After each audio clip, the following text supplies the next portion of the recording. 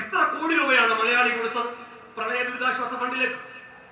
ഈ മുണ്ടക്കയിലും ചൂരൽമലയിലും മനുഷ്യരുടെ പ്രയാസങ്ങൾ ശ്രദ്ധിക്കാം. എത്ര മാസമാണ് അവിടെ കഠിനാധ്വാനം ചെയ്തത്?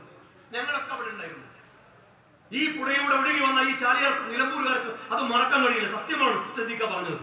ആ വാണിയമ്പുഴയിൽ ഒരു മനുഷ്യൻ പറഞ്ഞു, എന്റെ ദേഹത്തേക്ക് ഒരു കുട്ടിയുടെ കൈ വന്ന് തട്ടി.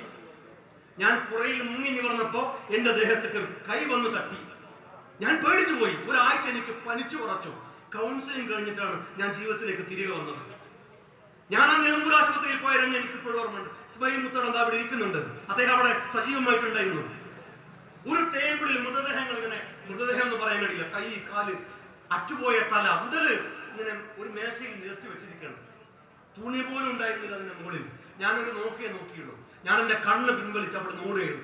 ഇതുപോലെ ഒരു ദൃശ്യം ഞാൻ എന്റെ ജീവിതത്തിൽ കണ്ടിട്ടില്ല.